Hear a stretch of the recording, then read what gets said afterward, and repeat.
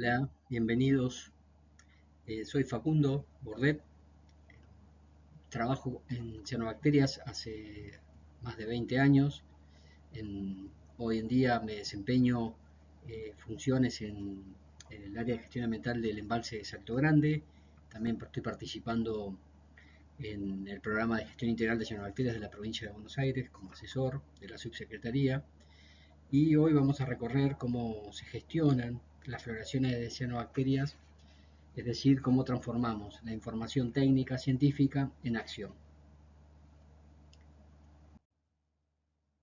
La presentación tiene una estructura que vamos a ir desde de qué hablamos cuando hablamos de cianobacterias, algunos de los temas por arriba de lo que ya han estado dando en los temas anteriores y explicando un poco el cómo y para qué se hace gestión. En lo particular, ¿de qué hablamos cuando hablamos de cianobacterias? Esto me pareció interesante hacer una conexión con temas anteriores respecto a lo que han podido ver desde el punto de vista biológico, qué son las cianobacterias, por qué es interesante hacer una gestión sobre ellas, ¿no?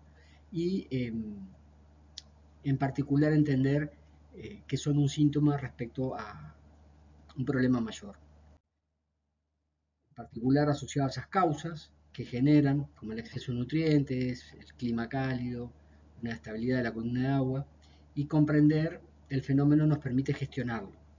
Y en particular gestionarlo es actuar sobre las causas y los efectos y la comunicación. Yendo específicamente a entender qué es la gestión de floraciones, como pueden ver, es el conjunto de acciones coordinadas para prevenir, monitorear, comunicar y responder ante eventos que afectan la calidad del agua y la salud. Directamente es pasar de los datos a la decisión y responde a un ciclo de gestión. Ahora vamos a ir viendo con más detalle que van un poco en esta línea, desde la prevención, el monitoreo, la alerta y la evaluación. Pero se puede entender como un proceso que transforma datos en decisiones, ciencias o ciencia en política y monitoreo en prevención. Y esto es lo importante. No es gestionar, no es solo medir, es decidir y comunicar y alertar.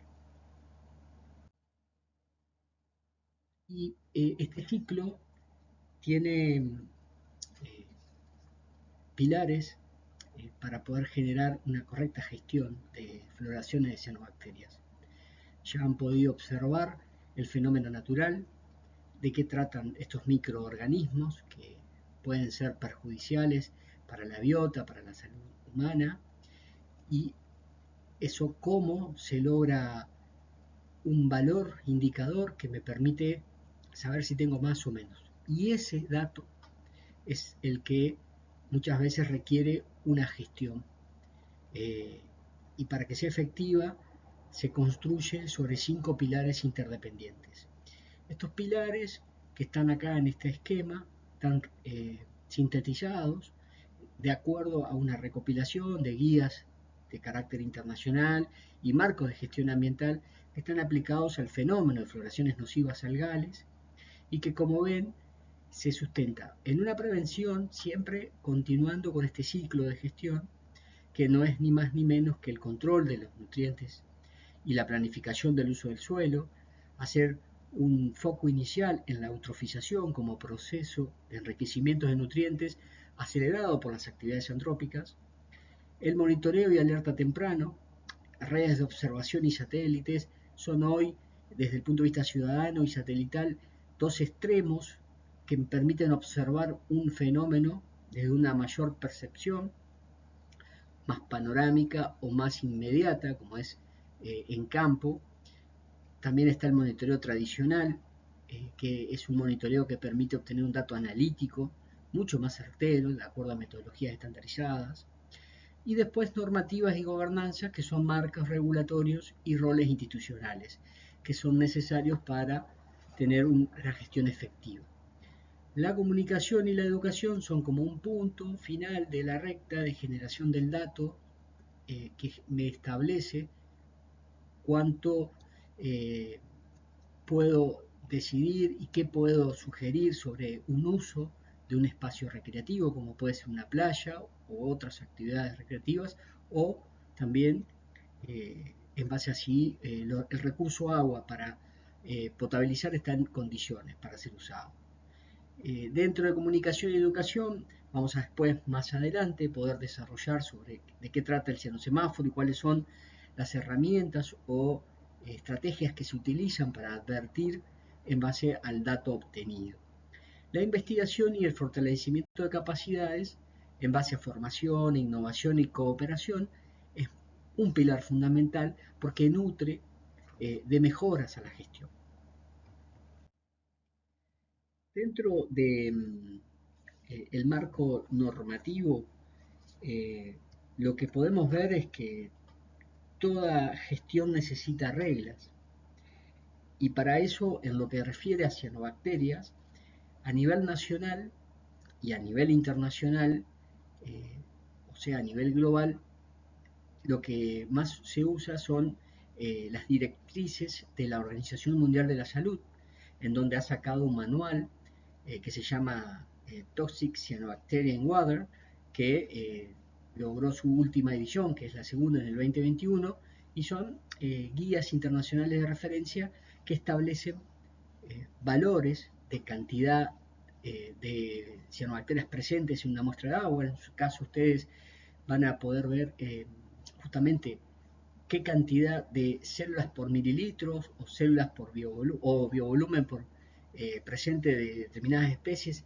establecen un valor que se supera y que establece una vigilancia, una alerta, o ya hay una situación crítica que requiere medidas extremas. A nivel nacional tenemos unos documentos técnicos que no son una norma legal del Ministerio de Salud, que allá por el 2017 logra la segunda edición de dos manuales de cianobacterias como determinantes ambientales de la salud, que se han dado apoyo con otros organismos nacionales, pero no hay otra norma o ley que establezca un marco de regulación sobre cómo actuar sobre las cianobacterias. A nivel provincial, lo más reciente y que está vigente, que es una herramienta operativa vigente, es el programa de gestión integral de cianobacterias de la provincia de Buenos Aires, que existe como resolución provincial. Después a nivel cuenca, ya cuando nos basamos en determinadas regiones, en este caso yo trabajo mucho en este sitio del río Uruguay, en donde dos comisiones binacionales han establecido protocolos binacionales de trabajo sobre las floraciones cianobacterias en todo el río Uruguay compartido, que son aproximadamente 400 kilómetros. Y ya hay otros institutos nacionales de investigación y de gestión técnica, como el INA o el ILPLA, ¿no? En Córdoba, en Buenos Aires y también en La Plata, pero existe un vacío legal relacionado a la cuestión de cómo gestionar las floraciones. Estos institutos trabajan más un monitoreo sin normativa específica. Por lo tanto, Argentina carece de una normativa nacional que unifique criterios necesarios y por lo tanto se requiere un marco que articule salud, ambiente y laboratorios. Como ejemplos, podemos ver que hoy están en ejecución ya hace varios años en algunos lugares, como por ejemplo a nivel internacional tenemos que en la Unión Europea la Directiva Marco del Agua ya por el 2000 obliga a los estados a monitorear cianobacterias como un indicador de estado ecológico de la calidad del agua. Esto ha sido muy promisorio y ha permitido incorporar, como por ejemplo el recuento de cianobacterias, el recuento de fitoplancton en general y de cianobacterias como el componente ecológico dentro del estado de la calidad del agua. En Estados Unidos, un ejemplo, en la Agencia de Protección Ambiental, tiene el programa CIAN, que en sus siglas en inglés, ¿no? Cyanobacteria Assessment Network, que es una red de evaluación de cianobacterias, que combina imágenes satelitales con alertas locales. Esto vamos a verlo más adelante también. Y más cercano acá en Uruguay, que tenemos un sistema acuático compartido como el Río de la Plata, el Ministerio de Ambiente mantiene, junto con el Observatorio Ambiental Nacional, alertas en tiempo real y comunicación pública, que también es un programa nacional del país uruguayo que vigila el estado de las playas en general, pero también de las exploraciones de cianobacterias. Cuando ya vamos a nivel eh, nacional, acá está un poco más ampliado lo que les mencionaba hace un principio, es el Ministerio de Salud de la Nación, que genera una guía técnica nacional para el área de salud y agua, y se destaca que aunque es nacional, no es una ley como tal o reglamento con obligaciones legales para todos los actores. Esta guía sí sienta las bases para protocolos, umbrales, comunicación, pero no requiere, pero sí requiere complementarse con normativa operativa, ¿no? O sea, con laboratorios acreditados, plataformas de alerta, semáforos, etc. Y a nivel provincial, en provincia de Buenos Aires, el programa de gestión integral de cianobacteria, que funciona en el ámbito de la Dirección de Monitoreo Hídrico, dependiente de la Subsecretaría de Recursos Hídricos, cumple ese rol de manera pionera a nivel nacional, porque establece en esa resolución una, un programa con componentes, con estructura, con un sistema de alerta y con varios de los pilares que veíamos anteriormente. Pero acá podemos hacer foco en una herramienta útil como el cianosemáforo, que es un traductor de entre datos y acción, ¿sí? Yo recuento cianobacterias, tengo un valor indicador, ¿no? Y con eso logro establecer un estado de situación de una área recreativa o del agua en sí. O sea que el cianosemáforo es una herramienta que permite traducir información técnica, estos bioindicadores y monitoreo de cianobacterias en niveles de alerta con código de color. Estas variables pueden ser desde la clorofila A y la ficocianina, pigmentos de las cianobacterias, el biovolumen de cianobacterias total, como variable de densidad, abundancia del ciano dentro del fitoplancton. También se utiliza el número de células de cianobacterias total. Depende de la capacidad instalada de los laboratorios, la determinación de toxinas. Y acá les puse un esquema tipo de código de color. O sea, ¿cómo llego a un cianosemáforo? Establezco colores, muy típico del semáforo de la vía pública, en donde cada color asume un nivel de riesgo. El verde es un sin riesgo y voy profundizando. Algunos son solamente verde, amarillo y rojo, y algunos otros suman el naranja como un preliminar o un estado que, si bien ya suspende actividades recreativas, todavía puede estar o puede ser reversible por condiciones ambientales. Ya un rojo con riesgo muy alto refleja una provisión y medidas alternativas, pero esto vamos a ir viendo que determinados organismos o programas de los que veníamos describiendo usan el mismo en base a las características propias de cada región.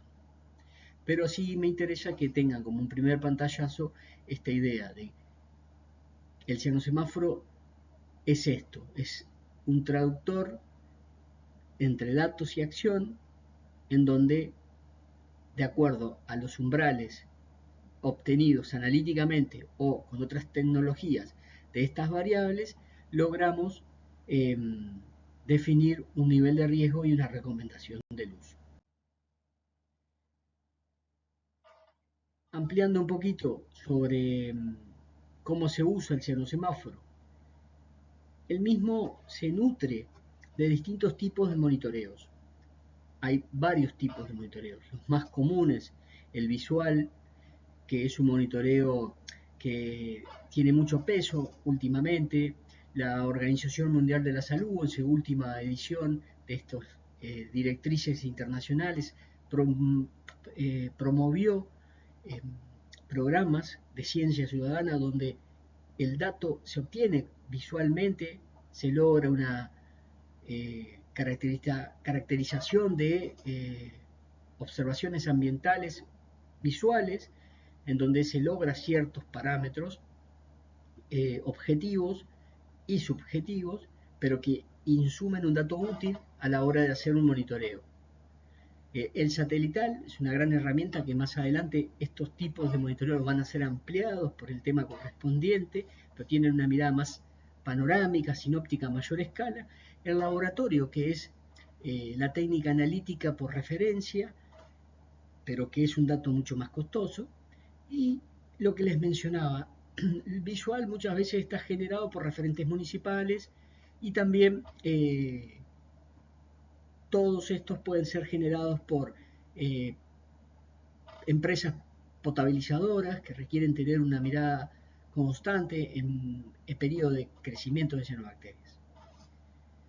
Después que tengamos el dato obtenido desde el monitoreo, hacemos una evaluación y una asignación del nivel en base a los criterios guía que tenemos de referencia, como habíamos dicho, los de la OMS, que son guías recomendadas, que básicamente establecen medidas de manejo basado en valores umbrales de estas variables.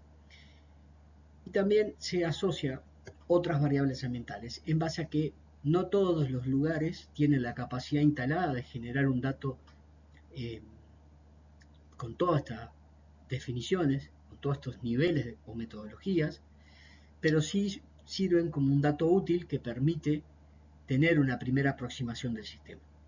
Una vez que esa evaluación y asignación de nivel se da, se establece una comunicación pública.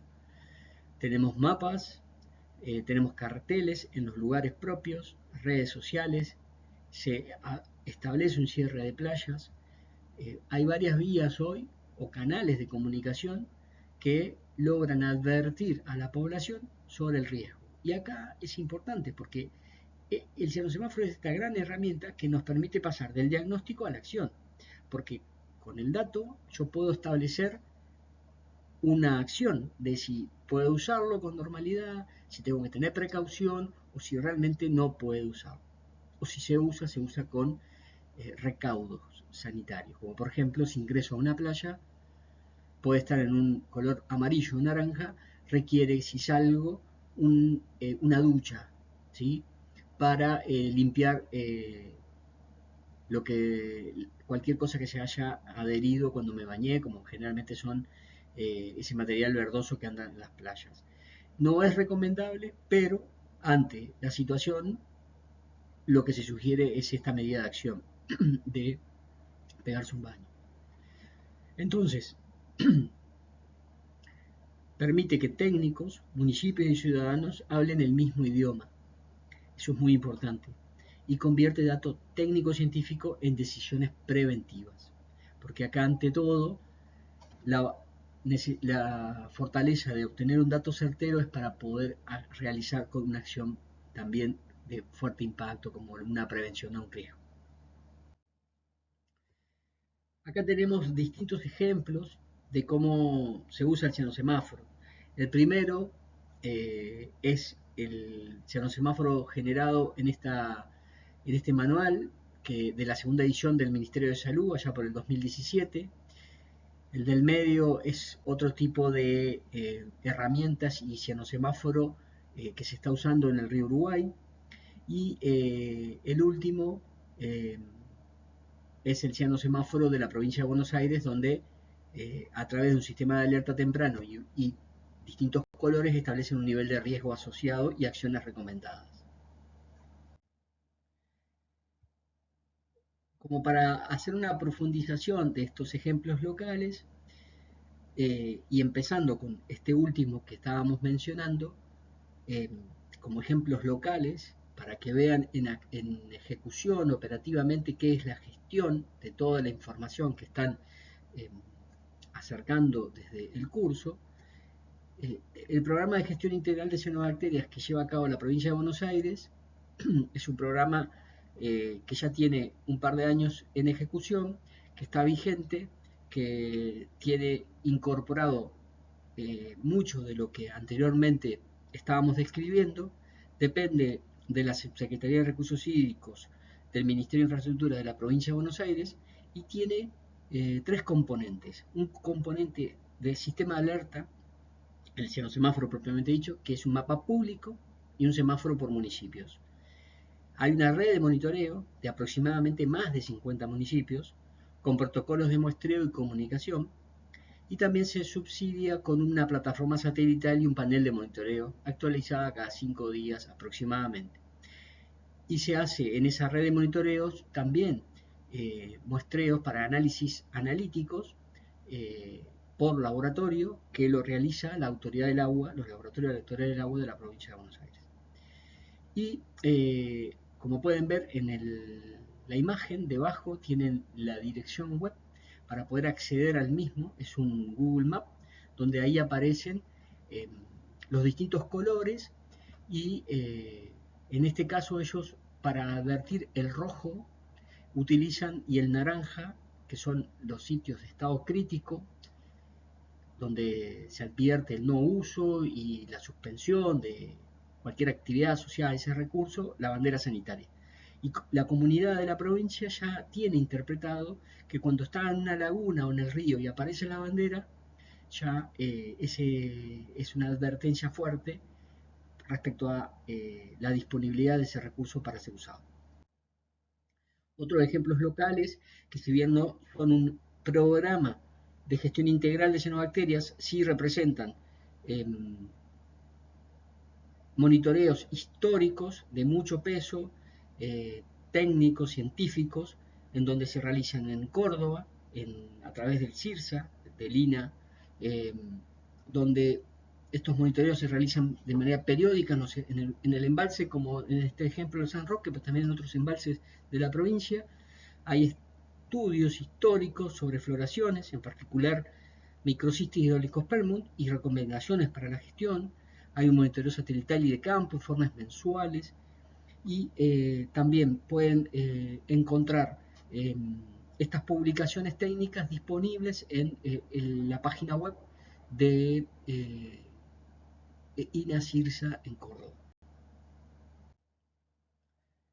Un ejemplo transfronterizo pero muy cercano y donde me toca a mí trabajar hace bastante tiempo es en el río Uruguay, y la competencia ahí la tiene la Comisión Administradora del río Uruguay, que hace una gestión de floraciones de cianobacterias en el río Uruguay.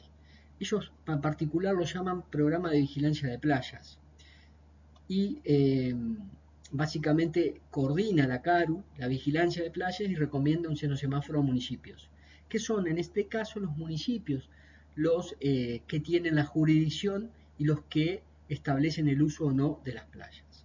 Ahora también está trabajando la provincia de Entre Ríos en establecer criterios de uso de las playas en época de verano ante la aparición de floraciones. Y en el caso de la CTM, es la Comisión Técnica Mixta de Salto Grande, es quien apoya con monitoreo y asesoramiento técnico. En este caso, yo trabajo hace tiempo ahí, se tiene un laboratorio de referencia donde se realizan todas las variables que habíamos visto anteriormente, clorofila, biovolumen, cianotoxinas variadas, y tiene un equipo de monitoreo para hacer frecuencias semanales a lo largo de 6 meses en aproximadamente 100 kilómetros. Pero en conjunto se hace vigilancia y se emiten recomendaciones y coordinación interjurisdiccional entre Argentina y Uruguay. Hoy también participando en lo que vamos a ver más adelante, el Ministerio de Ambiente del Uruguay. Y existe un manual de buenas prácticas sobre floraciones de cianobacterias en el río Uruguay que ya tiene varios años, pero que fue un documento de referencia para utilizarlo en otros programas. Y ampliamos un poco más, vemos un ejemplo internacional regional, es el programa que tiene la Intendencia de Montevideo, que monitorea en época estival, o sea, en época de verano, las playas, ¿no? Miren que ya desde el 2001 que lo vienen haciendo, donde hay una publicación de datos abiertos, Montevidata, y una comunicación pública, y acá también trabajan con la bandera sanitaria, en donde la misma se implanta cuando se presentan condiciones de valores de cianobacterias, ya sea analíticas o como se ve en la fotografía, hay una mirada visual donde hay una floración desarrollada, consolidada en la playa, y eso impide el uso habitual. Tienen ahí los links para acceder a las páginas web para que puedan ver realmente estas plataformas web que permiten visualizar el dato, y esta información es pública y se actualiza semana a semana, y es muy interesante para ver cómo este fenómeno en estos sitios donde hay una hidrodinámica particular tiene una dinámica cambiante. Otra herramienta muy útil para evaluar el programa es el observatorio, brinda el Observatorio Ambiental Nacional. Esto pertenece al Ministerio de Ambiente del Uruguay y es una herramienta ya no de aviso de estado de situación, sino que es una herramienta de detección y de reporte de floraciones mediante análisis satelital, y se hacen reportes diarios y hay un enlace con manejo y comunicación. Entonces, estos ejemplos me parecen muy potentes porque de alguna manera integran muchos de los conceptos que ya vienen viendo y que están directamente asociados con la gestión del fenómeno, en donde ante la obtención de un dato técnico científico se genera una acción inmediata desde distintas herramientas, hoy con los soportes web siendo realmente la herramienta más usada porque permite tener al alcance de un clic mucha información. Lo mismo acá les dejo el link para que puedan acceder y nutrirse y ver cómo hoy funcionan estos programas. Todos estos datos que yo les vengo transmitiendo, ya sea los que se generan, los que se tienen que generar, cómo una vez que tengo un dato logro herramientas que me permiten definir, decidir, tomar acciones respecto a la floración de cianobacterias, se sustentan en algunos laboratorios que están instalados, algunos laboratorios en esta lista son del relevamiento que se realizó desde Cianosur hace unos años atrás. La red Cianosur es una red de cooperación que está formada por especialistas, científicos, gestores de Argentina, Uruguay, también han participado de Brasil, y que permite estar actualizando constantemente el conocimiento sobre las cianobacterias. Acá yo tomo un pequeño lista del relevamiento, simplemente pongo un pequeño listado de algunos de aquellos laboratorios que cuando se hizo el relevamiento se anotaron en un formulario Google para contar qué capacidades instaladas tienen. Por ejemplo, parte de investigadores del CONICET que trabajan fuertemente en floración de cianobacterias pertenecen al equipo de investigación de los laboratorios de limnología de la UBA, y ahí ven que tienen la capacidad o especialidades como el fitoplancton, la limnología, también conocen sobre legislaciones o directivas internacionales. En el Uruguay hay institutos como el Clemente Estable que trabajan exclusivamente investigaciones en biología molecular y en la parte genética asociada a cianobacterias. Después tenemos gestores como las plantas potabilizadoras, como Aguas Cordobesas, que también genera una gestión del recurso agua atendiendo la problemática de las cianobacterias desde el inicio, evaluando todas las variables que son de interés para gestionarlas correctamente. Estos simplemente son algunos de los ejemplos. En la web de Cianosur se puede ampliar al respecto o nos pueden consultar. Básicamente, a modo para que entiendan, esta distribución geográfica se da en Argentina en distintas regiones, ¿no? Como la región centro, en particular Córdoba, Santa Fe, y regiones como Buenos Aires y la región litoral, como también estábamos describiendo los distintos lugares. Y en el Uruguay, en base a estos ejemplos que veníamos viendo. La red de laboratorios y autoridades es el soporte técnico de toda decisión de gestión. Esto es muy importante. Esto es una red de cooperación técnica que se tiene que tener una relación ida y vuelta. Dentro de estas redes de cooperación, lo que estábamos viendo anteriormente responde más a organismos que tienen un espacio físico, instituciones, universidades, laboratorios, en facultades, eh, empresas potabilizadoras, tienen un lugar físico. Pero después existen redes, como en este caso Red Sur, sé que es un tema más del la currículum del curso, que va a ampliar mucho más, por lo tanto acá solo la menciono y les dejo el link para que puedan acceder, simplemente saber que es una red sobre floraciones de cianobacterias nocivas. Hay otra que pertenece a la UNESCO, que es Global Hub, que es un programa de floraciones algales nocivas, FAN, que también no solamente encara las floraciones de cianobacterias, sino todas aquellas floraciones de algas nocivas, ¿no? Como por ejemplo tenemos los dinoflagelados que producen toxinas y que afectan a los moluscos que después ingieren las personas y algunas otras más. Y esto me parece interesante porque el ejemplo que mencionábamos hoy de la Agencia Ambiental de Estados Unidos con este proyecto de CIAN eh, es una aplicación web o una que está ahí copiado o es una aplicación en Android que la buscan así como está, CIAN, y que pueden ver cómo son herramientas que buscan que recopilar información en base a un soporte satelital, después recopilan información del usuario. Está más diseñada especialmente para Estados Unidos, pero muestra un poco el tipo de herramientas que están viniendo. Sé que después le van a también a ampliar cómo ahora a nivel nacional también se está trabajando en este tipo de aplicaciones. Hasta acá hemos descrito un poco cómo la problemática de las cianobacterias, eh, por qué son una problemática.